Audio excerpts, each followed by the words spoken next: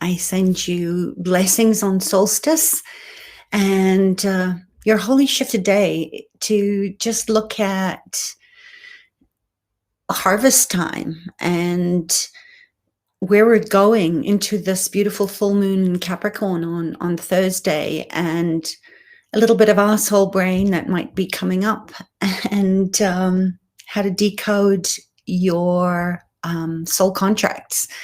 So a lot today in a short amount of time, but really just to remind you that as we sort of reach this still point, this midpoint, 6 months into the year, and perhaps wondering, and doing some reconciliation of where you've been and what you've achieved and what you haven't achieved, to just know that there's a season and a time for everything, and to not rush things. There really is divine timing in everything, and I think we get really, really hard on ourselves, especially if we let that ancient reptilian critter part of the brain, which I very unkindly call asshole brain, for a reason, just wants to keep you safe, and it's not interested in creation. It's not interested in following your joy. It's not interested in anything other than safety and predictability and certainty, and none of those are really possible if we get really honest with ourselves. So I think as we find ourselves in meditation, in retrospection, in really resetting our internal compass direction, our GPS, to what is my purpose, and how far have I veered off of that path, is to be gentle with yourself, first of all. I know I can be particularly scathing when I let arsehole brain run the show. And it's always going to make you right. It's always going to remind you of all the times that you didn't achieve what you set out to go, and all the reasons why you should just quit and go get a day job. And I just want to remind you that your work matters in the world, and there are people out there that are waiting for you to show up with your unique talents and capacities that no one else has and nobody else can share in the way that you share, is to use this time for you rather than against you, and really question, is it true what your little critter brain, your mean girls, your asshole brain is telling you.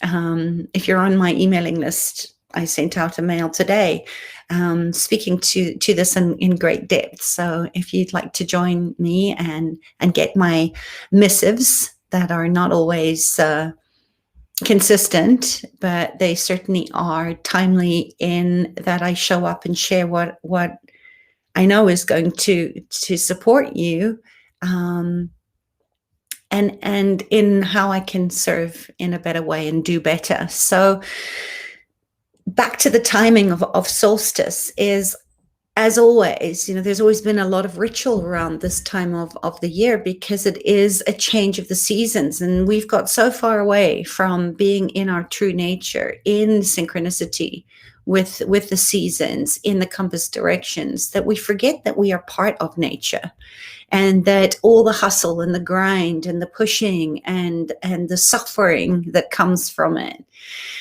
is showing up because we've lost our way in the seasonal timing of that you are in the right place at the right time, that we're not listening to our bodies that are calling us right now, if you're in the Northern Hemisphere, that the days are starting to get shorter, that this is the time when the roots start to go deeper, and they spread further and wider, and they start taking all the nutrition from harvest time back into the roots, so that they can make it through the cold winter months of contraction, of rest.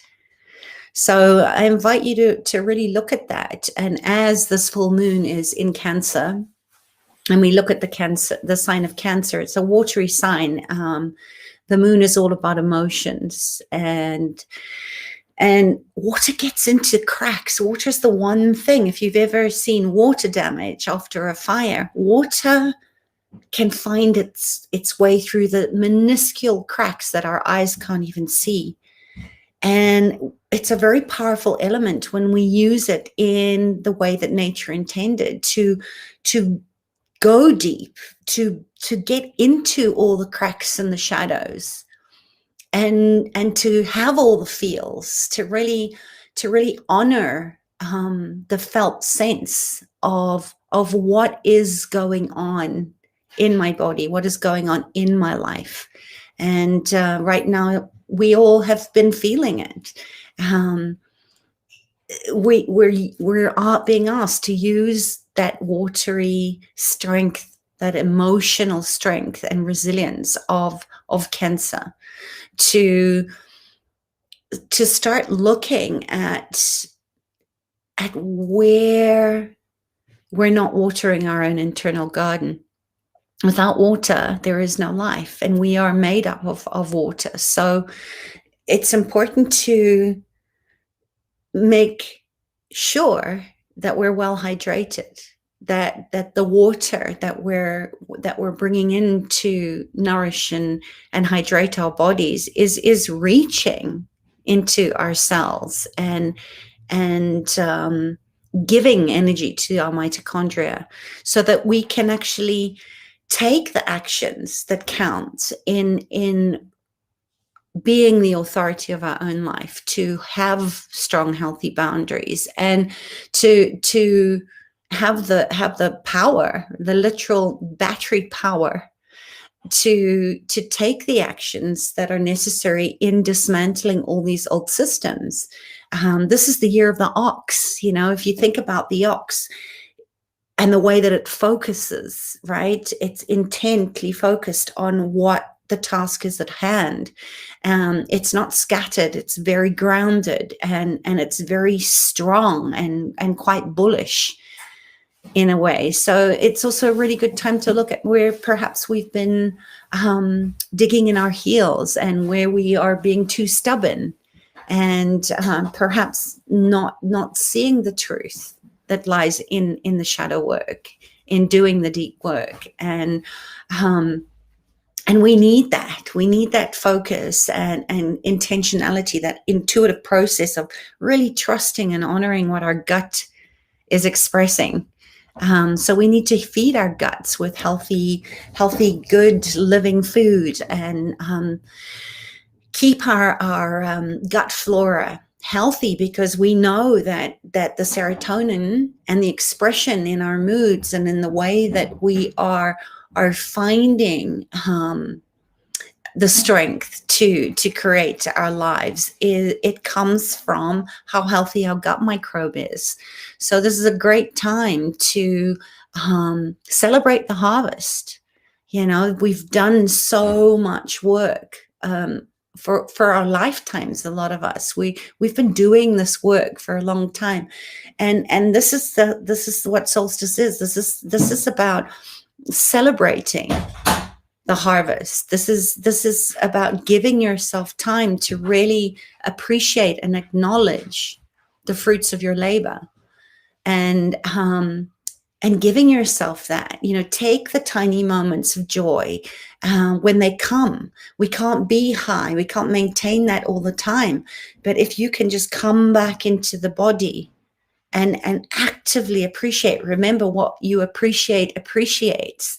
So you can't be in hustle mode all the time. You can't be overcome by the fears and the insecurities and the need to make certain what is uncertain, that the asshole brain is going to keep pushing at you every time you start to stretch your roots out and reach further up to the heavens, and create heaven on earth, to really bring the dream, the imagination, the way that you want to see your life 6 months, a year from now, into physical form.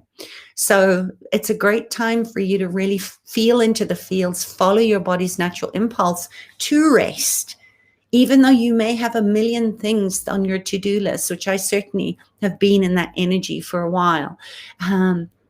Just know that there's nothing outside of your knowing, of your intuitive process, of your soul contract to be here, to be alive at this time and do the work, right? To create the change and affect the things that matter and mean something to you. There's nothing outside of you that's going to help in lasting ways, unless you're waiting for a donor organ, which is something completely different. So, peace of mind is an inside job. And we can't hear our body's intuition. We can't trust our soul urge, our soul desire, and leave the how, right? That's the real trust, the real knowing of when we commit and we're focused on why we're doing what we're doing. The universe will match that high vibrational frequency, and the how becomes ease and flow and grace. And sometimes it needs to be shook up and challenged and pushed a little bit out into discomfort. Sometimes there is pain in getting to your purpose. So, it's totally unrelated to fame or your ego identity or what success looks like or whether somebody loves you or not. And we can't arrange lasting safety or happiness for ourselves or for our loved ones. We have to find our own way through that and find our own answers. And of course, this is why I show up and do these holy shifts, and why I do the work that I do in the world in guiding you to the root cause of why you have been creating perhaps trauma, drama, and emergency, and why you keep repeating the same thing over and over again, expecting a different result, no matter how hard you try to change things on the outside. And this is why daily habits and systems and structures are really important. And seeing the details in it can be very, very life-changing. So just remember that you when you follow your joy over obligation, it takes a certain amount of vulnerability to go there. And yes, there's going to be fallout when you start to recognize that there are certain things that need your attention, and perhaps you've been bypassing it or self-sabotaging or procrastinating because deep down there's this terror there that you're going to fail, that things aren't going to work out. And we always go to that negativity bias. It's just the way that our soul brain is wired. And we're not only just carrying our own insecurities and fears from our own experiences in this lifetime, but other lifetimes that we've had. And on top of that, we inherited through our intergenerational and familial trauma patterns of survival and adaptation from our ancestors. So as much as it seems like this is a really, really big thing, and that perhaps you're never gonna get where you want to get, I want to just remind you that you have got this. And you have a support team, both in the unseen realms, the energetic spiritual realms. We have all sorts of divine beings supporting us. And we also have earth angels that are here walking this path with us. And I think that's the most important thing that I really want to share with you today is take time to celebrate the harvest, and then allow yourself to follow your body's natural impulse to slow down if you're in the northern hemisphere, If you're in the southern hemisphere, you're about to push out, everything that you have been restoring in the root system of your internal garden. It's time for you to start rebirthing into the season of spring. So wherever you find yourself right now, remember that we are part of nature. We are not separate from that. And that on itself will calm and quiet the anxious brain, right? The asshole brain. And then you'll start to get the clarity of where to put your energy and where to put your heart into your work and your relationships and your money flows, and everything just starts to change. And there's lots of ways to support your body, to support your nervous system in doing that. And maybe it's just about dancing and moving your body. Maybe it's about setting yourself ritual of an altar right now, where you actually give an offering back to the earth. And maybe you give an offering back to your body. And that might be just a long Epsom salt bath or a beautiful massage, because we've been so touch-starved for the last, I don't know, lifetime, but more deeply so felt that in lockdown, where we couldn't touch each other. So just some food for thought today is remember how far you've come, that you have everything that you need inside of you, and not to trust your asshole brain. And if it interests you, and I think one of the biggest ways that I see huge change in my client's life, and certainly what got me into a place of whole health, was to really understand through Enneagram, through numerology, through spiritual astrology, through so many different ways. I developed a system of really helping my clients to decode their soul contracts, because when you get that your life is written, right? It's in Akashic records. It's in the Great Library. Long before you ever incarnated into this body, into this physical form. And when you can start to understand that no matter how much you push and resist your soul contract and your soul desire, your soul urge, your purpose in life, it just prolongs the suffering. So having a tool like decoding your soul contracts, where I work with the Kabbalistic numerology system of your birth name. It's incredible how accurate it is, because it is written in the book.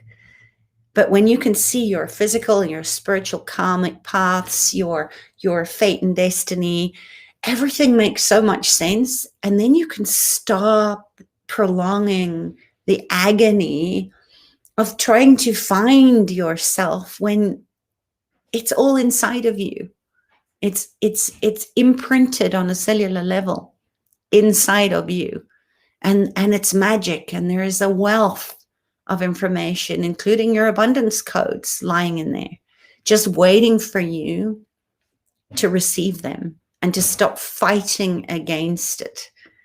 So if that interests you, I have 3 available slots to work with you on decoding your soul contracts this week.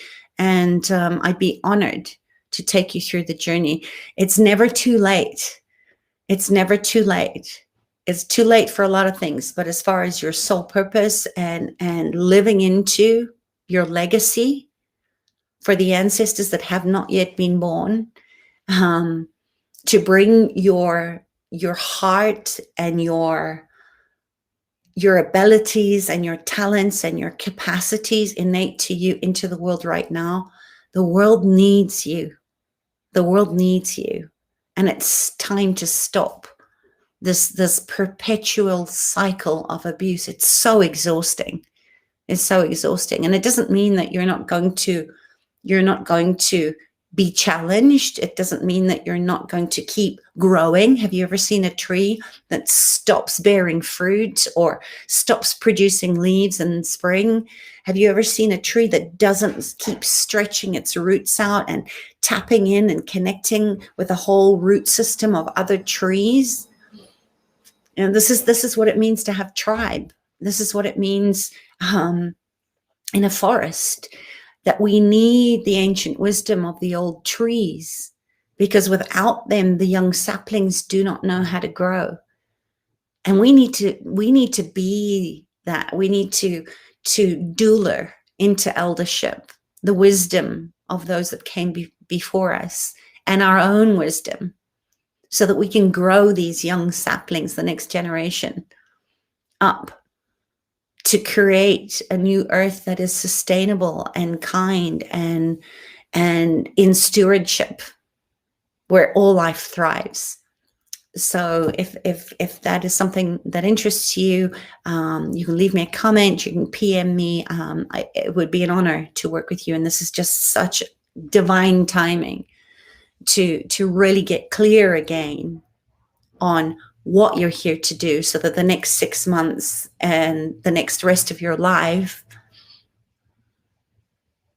gives you exactly what you have been searching for and seeking and looking and suffering through. It's all inside of you.